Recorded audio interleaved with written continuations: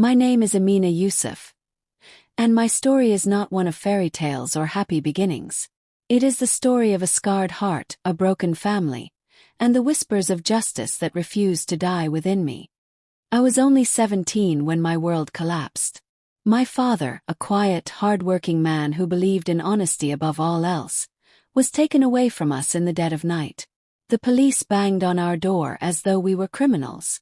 I remember my mother trembling, clutching her wrapper tightly around her chest, whispering prayers that felt drowned in the chaos.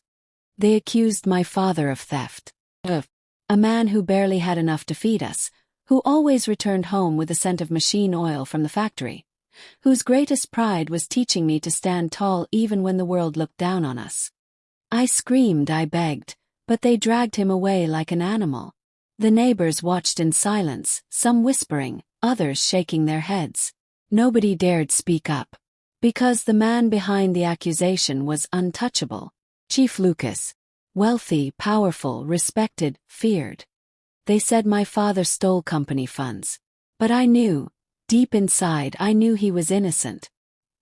He was the kind of man who would rather starve than take what wasn't his. Yet, when the trial came, the evidence was already twisted. Documents forged, witnesses bought, the law bent like clay in the hands of the rich.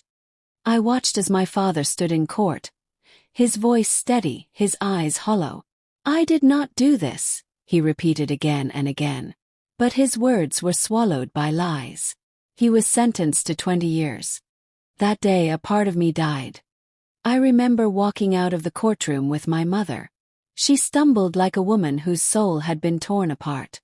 The sky was heavy with rain, but it was nothing compared to the storm inside us. That night, as my father's cell door closed behind him, a new door opened inside me.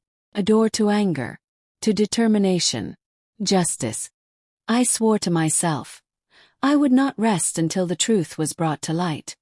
But swearing is easy, living it is the real battle. The years that followed were cruel. My mother grew weaker by the day, carrying the shame of being the thief's wife. I carried the stigma of being the thief's daughter. People mocked me, doors closed in my face. Opportunities vanished the moment they heard my surname. But I refused to bow. I buried myself in books, law books. I wanted to understand the system that had crushed us.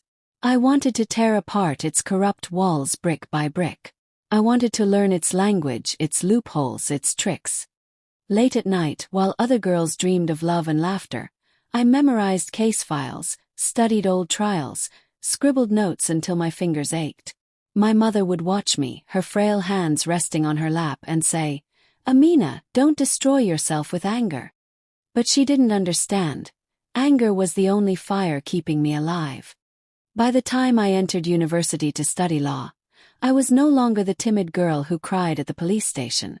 I was a woman forged in pain, sharpened by betrayal, driven by a single purpose: to free my father. Yet the path was not smooth. Many professors warned me to let the past go.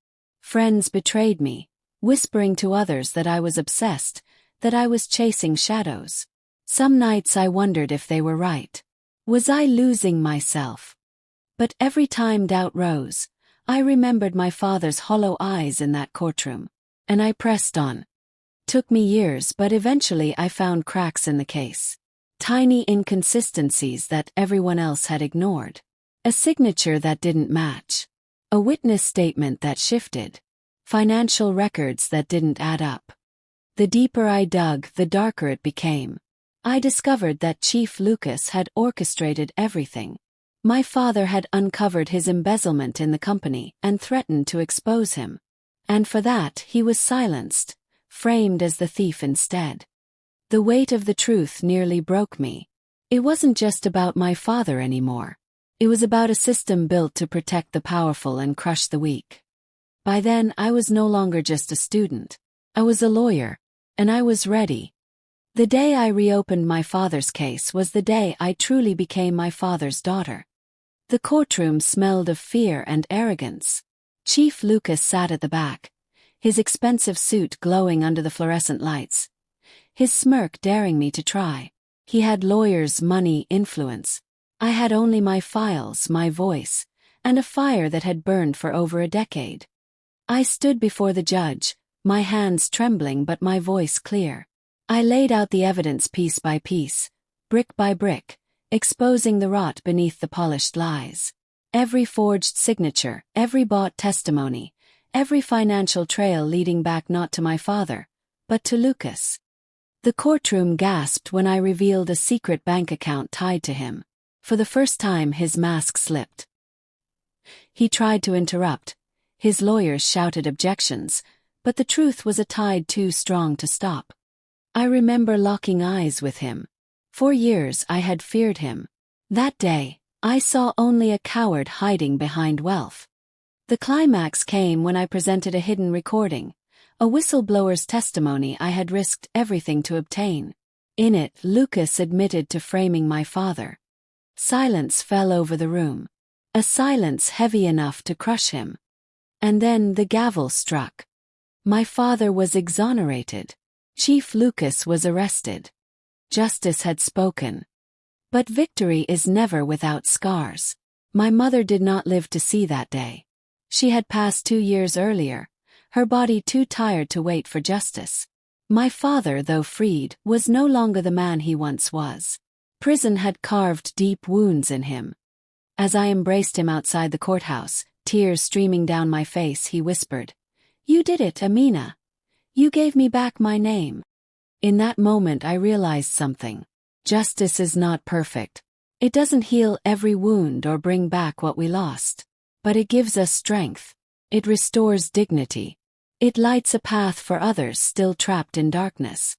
And that is why I still fight. Because somewhere out there, another daughter is crying, another family is breaking, another innocent voice is being silenced. And they, too, deserve justice. My name is Amina Yusuf. This is my story. And these are the whispers of justice that will never die.